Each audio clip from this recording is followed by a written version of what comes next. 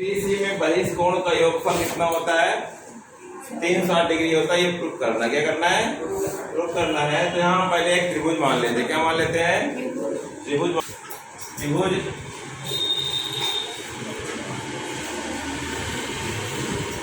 A B C, ठीक है। बहिष कोण क्या होता है?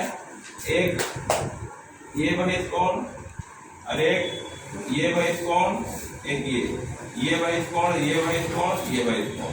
इसको नाम लेंगे एक्स वाई जेड, ठीक। तो यहाँ पास जो त्रिभुज कोण कौन से अंतः कोण देखिए 1 2 मान लेते हैं। और ये यहाँ लिख दीजिए जो माने हैं अंतः कोण, अंतः त्रिभुज एबीसी में, त्रिभुज एबीसी में अंतः कोण कौन कौन से हैं? कोण 1, कोण 2, कोण 3। ये हो गया, ठीक है। अब त्रिभुज के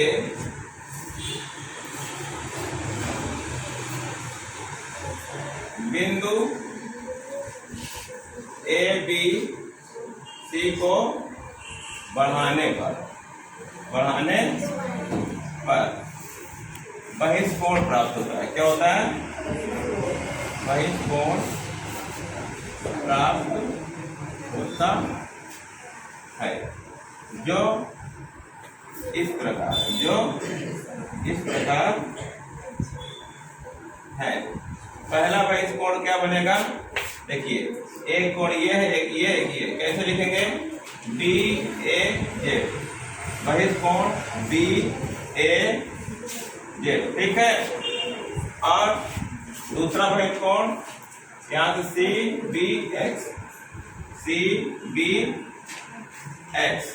तीसरा बहिष कोण ए सी वाई, ए सी वाई। ये तीनों बहिष कोण है, ठीक है। अब हम देखते हैं जो बहिष कोण का फार्मूला होता है, ये बहिष कोण होता है कि नहीं? फार्मूला बहिष कोण बराबर दो अंतः कोणों का योग होता है ना, दो अंतः कोण का योग होता है। अब यहाँ पर पहला बहिष कोण ले लेते हैं। मान लिया बहिष कोण बी ए जेड, इसका अंतर कोण कौन कौन सा ये बताइए। पहले बी ए जेड कहाँ है? बी ए जेड, तो इसका ये वाला लिए है, तो इसका जो अंतर कोण होगा 2 और 3 होगा। तो 2 और प्लस 3 ये हुआ। इसको समीकरण, ये इसको यहाँ नाम लिख देते हैं अंतर कोण। क्या है? ये पूरा लिखा है, नाम लिखने की कोई आवश्यकता भी नहीं, ठीक है। इसे यहाँ पर 1 मान लेते हैं, ठीक है। इसी तरह ये वाला बहिष कोण ले लेते हैं सी बी एक्स,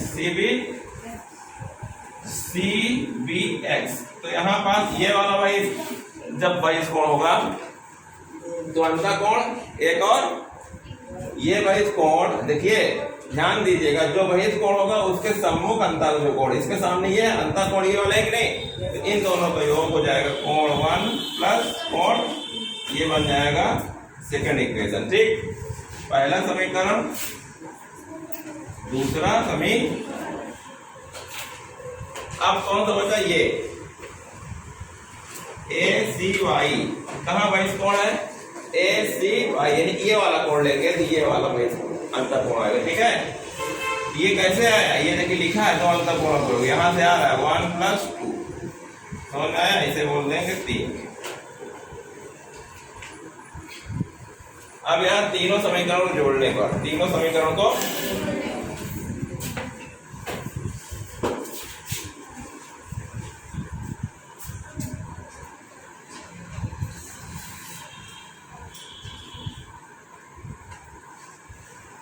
तो तीनों समीकरण बोलेंगे तो ये कोण भी जुड़ जाएगा, ठीक है। अब यहाँ पास ये कोण जुड़ेगा, इस पूरा क्या है? बहिष कोण क्या है? B A Z plus C B X plus A C Y. इनको जोड़ेंगे, पहले कोण 2, कोण 3, फिर कोण 1, फिर कोण 3, फिर कोण 1, फिर कोण। अब यहाँ देखिए सब डबल डबल बार है, ध्यान दीजिएगा, है ना। 2 का कोण 2, 2 कोण 3, 2 कोण 1 हो कि नहीं। ये भी 2 बार तो 2 कोण 1, ये भी 2 बार तो 2 कोण 3, ये भी 2 बार, ये हो गया। अब तो यहाँ कॉमन ले लीजिए, जो कॉमन ले लेंगे कोण 1 कोण 2 कोण आए कि नहीं। क्योंकि हम जानते हैं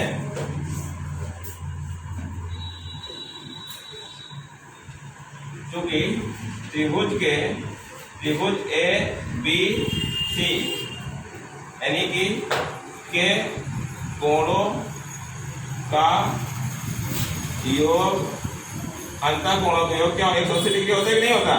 यानी कोण 1 कोण 2 कोण 3 बराबर 180 डिग्री हो कि नहीं। इस इक्वेशन 4 में रखने पर, ठीक है। यानी कि जो बहिष्ठ कोण आएगा,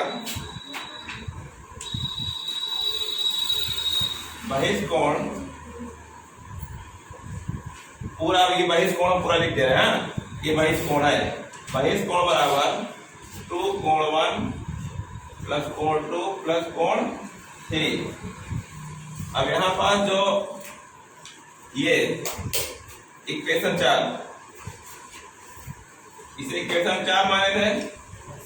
इक्वेशन 4 में त्रिभुज के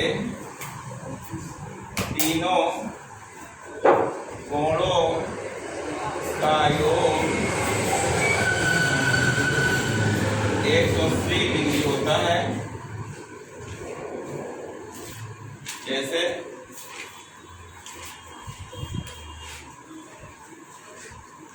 रखने पर क्या है, यहाँ पर बहिष्ठ कोण वहां डायरेक्ट कर सकते थे, हो जाएगा समझाने के लिए 360 डिग्री। तो ये क्या हो गया, यही हमें सिद्ध करना था, यही सिद्ध करना था ना।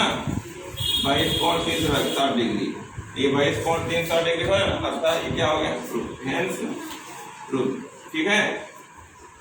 यही सिद्ध करना था। बहिष्ठ कोण जो होता है यानी सभी बहिष्ठ कोण का योग, ये जो बहिष्ठ कोण है इसको यहाँ लिख सकते हैं, पूरा हमारा क्या है बहिष्ठ कोण। ये बहिष्ठ कोण, तीनों बहिष्ठ कोणों का योग 360 डिग्री से जुड़ा, ठीक।